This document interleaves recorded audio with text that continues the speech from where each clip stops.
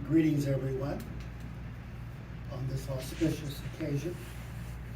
Dr. James Tabor from the University of North Carolina at Charlotte wishes he could be here today, but for some personal reasons, he just could not make it. So I'm going to spend a few minutes presenting some of the things that he wanted to give you today. And the best way that we can do that is if I can simply refer you to this particular handout, and there are 100 of them or so on that back table. And for the major media, we do have some, all the media in here, we do have some media kits that Wendy, could you raise your hand? They will be available to you or to anyone who would like to see them, in which this paper and some others all gathered together. But anyone can go back and sample some of the sheets in the back that will give you some source material. But Dr. Tabor provided this 10 neglected aspects of the 1993 Waco tragedy. 10 neglected aspects. What are those 10? He lists them and discusses them one by one. So when you get this in your hand, you can sit and read these 10 neglected aspects. Let me give you a sampling.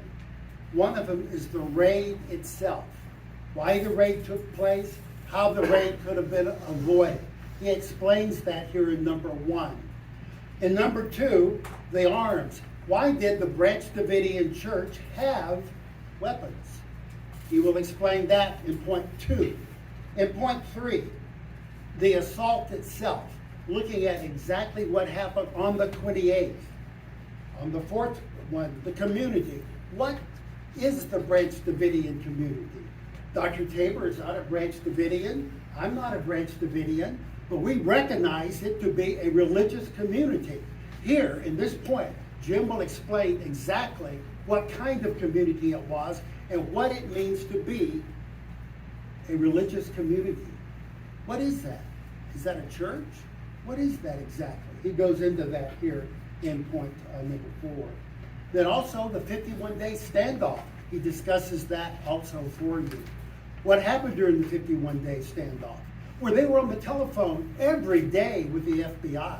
Those are called the negotiation tapes. I've heard every one of them. Dr. Tabor has too. That's 51 days, 10 hours, 12 hours, 15 hours a day. It took a couple of years for me to gain access to them and to hear them. And the same for Dr. Tabor. He discusses that in point 5. Point 6, he discusses the exit plan. There was a plan for the Branch Davidians to leave Mount Carmel. A plan that would have worked. He discusses that in point 6. In point 7, he discusses what happened with Janet Reno. When the FBI went to speak to Janet Reno, what did they say to her? What did they not say to her? He gives a fair and just overview of what happened there. And then he talks about the apocalypse. Were the Branch Davidians planning to kill themselves? Were they all brainwashed? And David Koresh knew that he was going to die and it was inevitable. He discusses that. And I'm going to have a few things to say about that myself in a moment.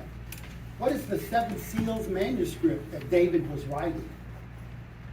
Dr. Tabor will give you a quick overview of that.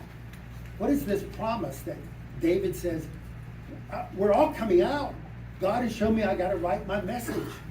Dr. Tabor will talk about that. And then he'll have a few comments about the fire itself that took place. Dr. Tabor was involved from the very beginning back in early March of 1993. He and I had seen this on television, and since my PhD was on the history of apocalyptic groups, I saw immediately that the characters of my dissertation had come alive on television and in Waco. It was as if some of these early apocalyptic groups were on television there. David is talking about the book of Revelation. He's explaining the book of Daniel, the 1335 prophecy of Daniel 12, the 1290 prophecy, the time and half time prophecy. He knew all these things. And I recognized that. I said, this man is very serious. I can tell you this, the cops are not going to understand what he's saying. So there's two trains coming down the track. There's going to be a collision. So I called Dr. Tabor, Jim, my friend. I said, what are we going to do? We've got to do something. We can't just sit here and watch it on television when we know what happens with apocalyptic groups. You know the story, don't you, of Masada, the Jews fighting the Romans? Well, they were apocalyptic also. What about Joan of Arc having mystical visions that she should go out and kill Englishmen, lead soldiers to kill Englishmen? That's a pretty radical theme, and she's burned up. So there's something when the governments encounter these apocalyptic mystical types that bad things can happen. So knowing that, I drove to Waco to talk to the FBI to say, can I help interpret this religious language? I know a little bit about the book of Revelation. What can I do to help you to understand it? In other words, can I give you intel to help you to resolve this crisis peacefully?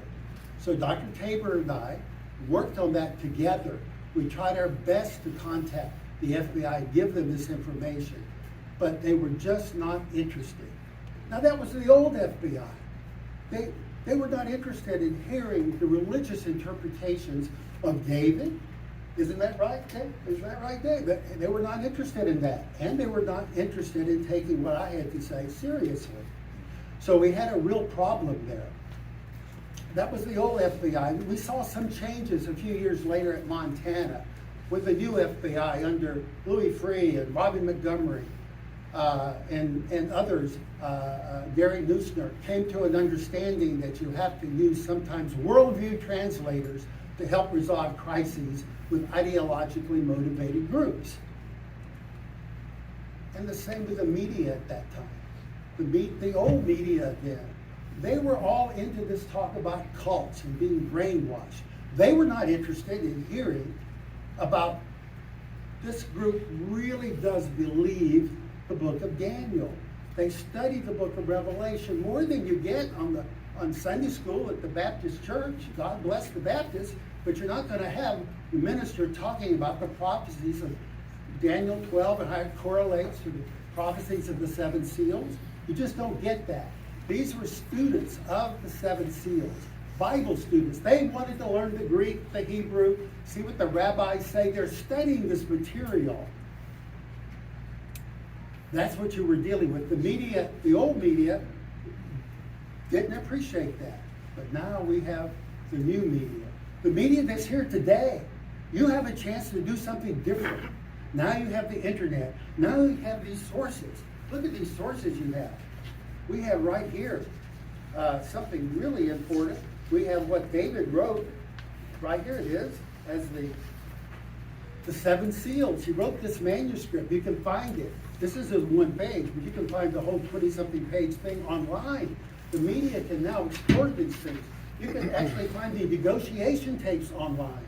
And you can listen, read 51 days and get at the meat of what was really happening. You don't have to believe the exaggerations of the old media. The new modern media has access to social media, to the internet, to get at the truth of what really happened back then. So what am I going to say to you today that's new? Well, in my closing 3 or 4 minutes, I want to say this, that there were 2 opportunities that we have to realize were very important. I'm just going to do them from memory. But we know on March 15th, Steve Schneider, David's right-hand man, heard me on the radio talking about the 7 seals. He calls the FBI and he says, we heard this guy on the radio. He seems to know a little bit about the 7 seals. Hey, if we can speak to him and he can talk and he can show David Koresh something that David doesn't know, we are out of here. He uses that term, out of here. The FBI does not put me in contact. They refuse to do that. They don't let me talk. So they would rather, this is the old FBI I'm talking about, agents that are here today, I'm not talking about you. I'm talking about what happened back 30 years ago. They did not do that. Instead, they preferred to send C. Asgas in before they would let me talk, as Steve requested. March 15th. What happened on April 10th through the 13th? Then, at that time, the FBI finds a book in the library because I told them about it on the news media, and they found there was another man who had changed his name to Koresh about 100 years before. And their idea was, David, do you know about this earlier person from 100 years ago? And David says, no, I don't know anything about it. Steve said, we don't know anything about it. Please send that book in. We'd like to find out if there's somebody else called Koresh. And the FBI refused to send the book in. Why would that have been important? Well, if the book had gone in there, some of the members, maybe not Dave, maybe others, would have said, you know, this is pretty unusual.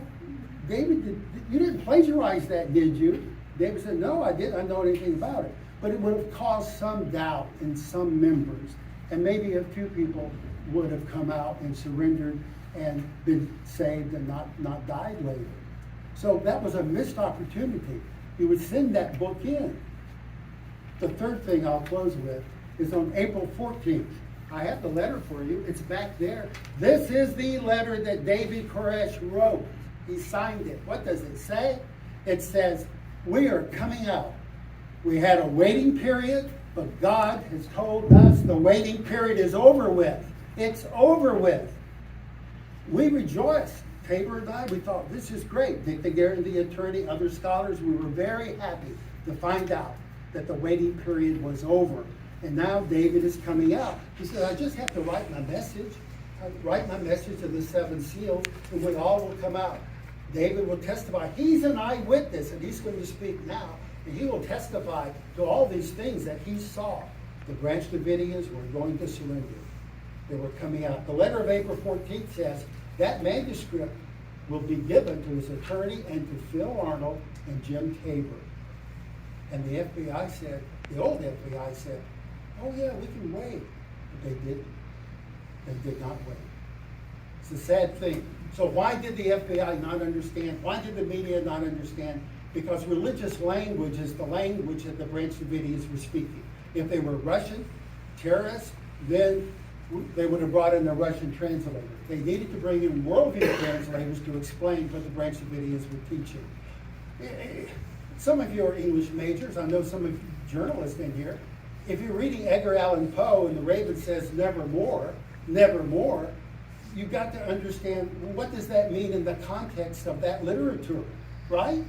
You have to interpret it. Well, David is using the Bible as his means of communication. Has to be interpreted. Big mistake by the old FBI and the media. They did not include that. Now we have an eyewitness. I'm going to get out of the way, and he'll come up and speak. You're doing great. No, you're the man. You're the eyewitness. Well, Dick will answer any question in the world that you would like to ask.